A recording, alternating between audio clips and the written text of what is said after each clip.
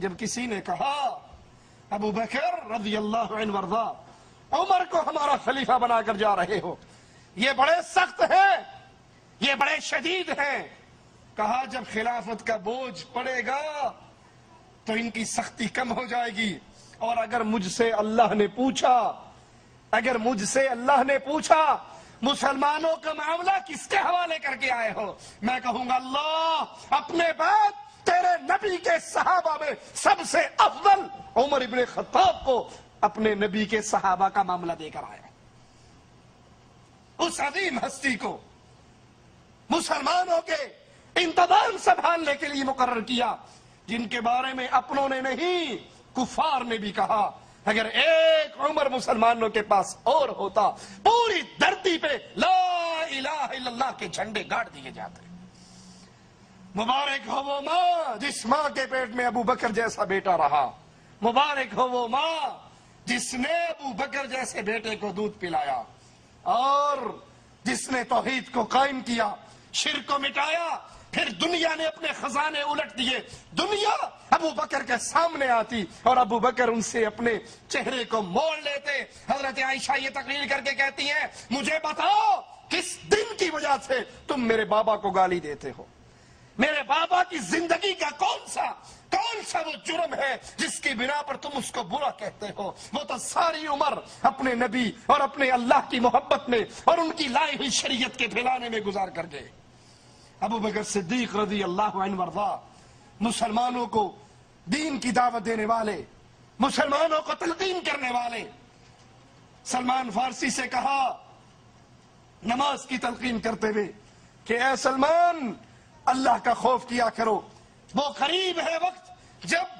سب کچھ چیز چھپی ہوئی چیزیں واضح ہو جائیں گی، ظاہر ہو جائیں گی، اور لوگ معلوم کر لیں گے ہر چیز میں تمہارا کیا حصہ ہے، تم نے کیا کھایا اور کیا چھوڑا ہے۔ یہ سمجھ لو جس نے 5 وقت نماز ادا کی وہ صبح سے شام تک اللہ کی حفاظت میں آ گیا، پھر اس کو کون مار سکتا ہے؟ اور جس نے اللہ کے ساتھ عہد شکنی کی وہ الٹے منہ کر کے دوزخ میں لٹکا دیا جائے گا۔ جس نے 5 نمازیں مسلمانوں کے ساتھ ادا کی یہ اللہ کی حفاظت میں آ گیا، صبح سے لے کے شام تک یہ اللہ کی نگہبانی میں آ گیا۔ اب جو بندہ اللہ کی نگہبانی میں ہو اس کا کوئی کچھ بگاڑ سکتا ہے؟ اور جس نے ان نمازوں کو ترک کیا اس نے اپنے اور اللہ کے درمیان عہد کو توڑ ڈالا، اب اس کا ٹھکانہ الٹا کر کے جہنم میں لٹکایا جانا۔ والدین کے حقوق کے بارے میں ابو بکر صدیق کی کتنی عظیم تعلیمات ہیں۔ عاصم بن فاروق کا جب اپنی والدہ سے جھگڑا ہوا آپ نے فیصلہ فرمایا، اور اس کے بعد عاصم کو تلقین کرتے ہوئے کہتے ہیں اچھی طرح جان لو کہ تمہاری والدہ کی ہر بات تم سے بہتر ہے۔ عبد الرحمن بن عوف رضی اللہ عنہ وارضا کا ایک ہمسائے سے جھگڑا ہوا، اس کے پاس آئے اور کہا عبد الرحمن اپنے ہمسائے سے جھگڑا نہ کرو کیونکہ اس کا تعلق تم سے قائم رہے گا، لوگ تمہارے درمیان آ کر باتیں کر کے واپس چلے جائیں گے اور تم دونوں کا حال لوگوں کو سنائیں گے، لیکن تم دونوں کا پڑوس تو باقی رہے گا، تمہارا رشتہ تو باقی رہے گا۔ نبی کی سنت کا دفاع کرتے ہوئے ابو بکر رضی اللہ عنہ وارضا کی خدمات اتنی ہے، صرف ایک مثال اپنے سامنے رکھیے کہ نبی کی سنت کی مخالفت ابو بکر برداشت نہیں کیا کرتے تھے۔ ایک عورت نے حج کے دوران خاموش رہنے کی منت مانی کہ پورے حج میں خاموش رہوں گی۔ ابو بکر صدیق کو علم ہوا تو اسے کہا بات کر، گفتگو کر، خاموش نہ رہے کہ یہ عمل جاہلیت کا عمل ہے اور شریعت اسلامیہ میں ناجائز ہے۔ آج ہمارے ہاں بھی پیروں نے روزے رکھے ہوتے ہیں نا، چوپ شاہ، پیر چوپ شاہ۔ حویلی لکھا سے آگے جاؤ، دیپال پور سے حویلی لکھا کی طرف جاؤ تو راستے میں ایک دربار ہے، میں نے خود دیکھا ہے، پیر چوپ شاہ۔ کیوں جی؟ بڑی پہنچی ہوئی سرکار ہے، 9 سال سے چوپ کا روزہ رکھا ہے، مگر انشاءاللہ پکا ہی چوپ ہو جائے۔ یہ چپ کا روزہ رکھنا، یہ خاموش رہنا، یہ مراقبے اور چلے کاٹنا، اس کی تعلیم ابو بکر صدیق رضی اللہ عنہ وارضا اس کو کیا کہتے ہیں کہ یہ جاہلیت کا عمل ہے، زمانہ جاہلیت میں ہوا کرتا تھا، شریعت نے اس کو ناجائز قرار دے دیا۔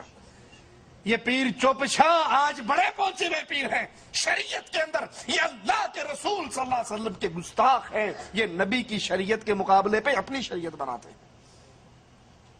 لشکر شام پہ جب یزید بن ابی سفیان کو سپہ سالار بنا کر رخصت کیا تو رخصتی کے وقت فرمایا سنو، کسی عورت کو قتل نہ کرنا، کسی معذور کو قتل نہ کرنا، کسی بوڑھے کو قتل نہ کرنا، پھلدار درختوں کو نہ کاٹنا، کھیت نہ اجاڑنا، کھجور کے درخت کو جڑ سے نہ کاٹنا اور نہ چلانا، اسراف نہ کرنا اور بخل بھی نہ کرنا۔ اپنے عمراء کو اللہ کے نبی صلی اللہ علیہ وسلم کی تعلیمات سنا کر پھر میدان جہاد کے لیے روانہ کرتے۔ مسلمان کے خون کی قیمت ابو بکر صدیق کی نظر میں کتنی تھی؟ ایک شخص ابو بکر صدیق رضی اللہ عنہ وارضا پر کے ساتھ گفتگو کرتا ہے، ابو بکر اس میں ناراض ہو جاتے ہیں، دوسرے صحابی کہتے ہیں اللہ کے نبی کے خلیفہ اس شخص کی گردن کاٹ دو۔ آپ نے کہا سنو، رسول اللہ صلی اللہ علیہ وسلم کے بعد ایسا کرنے کی کسی اور کو اجازت نہیں ہے، یہ مقام صرف محمد الرسول اللہ کا مقام تھا۔ ان کے ساتھ جو گستاخی کرے اس کی گردن کاٹ دی جائے گی، یہ مقام محمد ہے، اب اس کے بعد کسی اور کے لیے لائق نہیں ہے۔ مسلمان کی خون کی حرمت، اگر ان کی شان دیکھنا چاہتے ہو تو قرآن حکیم کی آیت ثانی اثنین اذ ہما فی الغار اذ یقول لصاحبہ لا تحزن ان اللہ معنا، دو جب غار کے اندر اور دو میں سے دوسرا اپنے ساتھی سے کہہ رہا غمگین مت ہو ان اللہ معنا۔ ابو بکر کو گالیاں دینے والوں، ابو بکر کی تکذیب کرنے والوں،